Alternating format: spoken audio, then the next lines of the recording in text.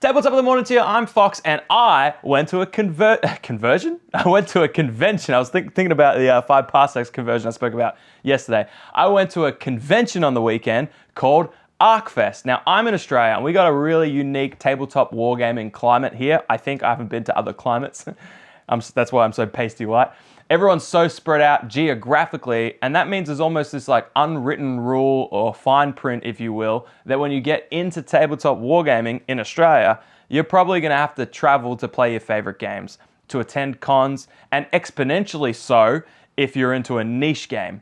So you also like never know what to expect when you're going to a convention. It could be an awkward, quiet, shuffling through musky rooms and empty stalls, or it could be an insanely vibrant, busy, and only slightly pungent experience. And that's because it really just depends on what's going on over the weekend and how far people have to travel. So you've got no idea. It's a mixed bag.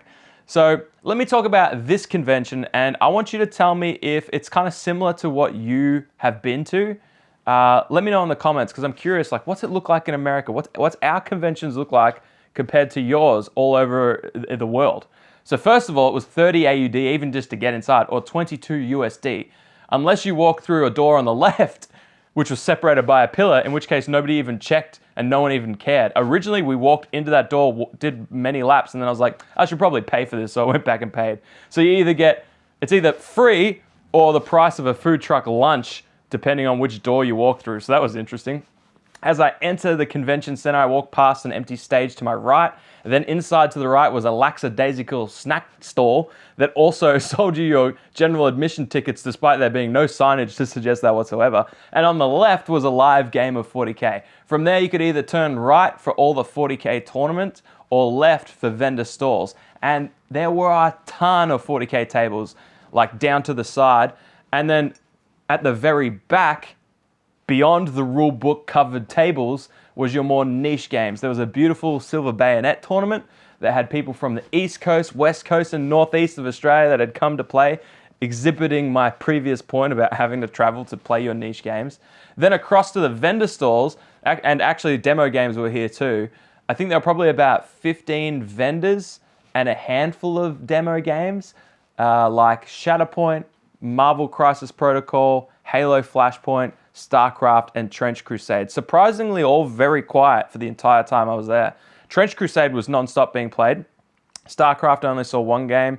And Marvel Crisis Protocol, busy as well.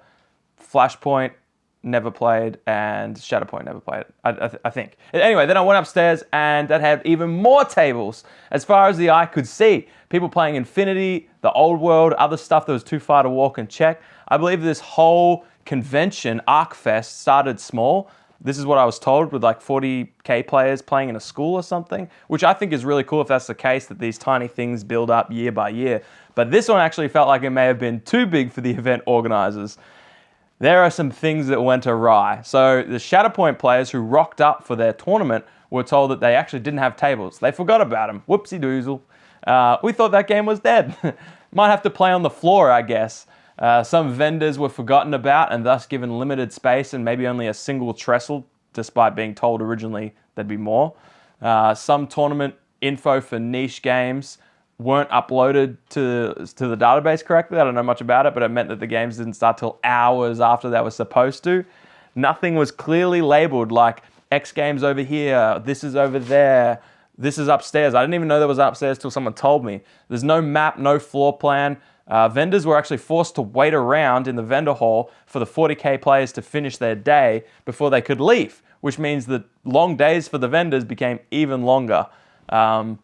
In fact, every single person I spoke to at the event had something or some form of issue with the organization or lack thereof for the event, but almost all of them said, but I'm just happy to have more conventions happening.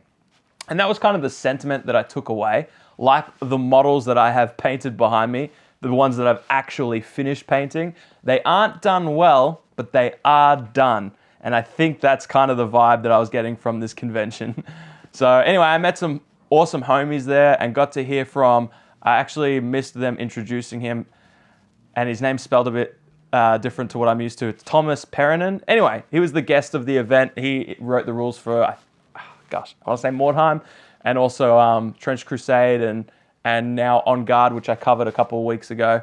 So anyway, he was actually really cool. He was super engaged with like a smaller audience, but everyone was super excited to hear him speak. So that was pretty cool. Anyway, I just wanted to show you what an event looks like over here, over yonder, over in the country that doesn't exist. I had to drive an hour and 20 to get there.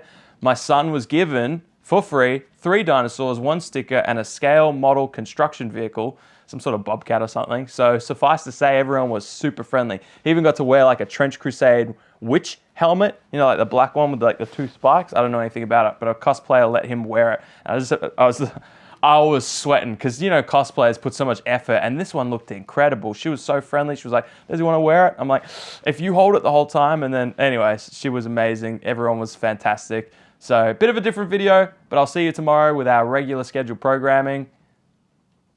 Subscribe, hit the bell. See you tomorrow.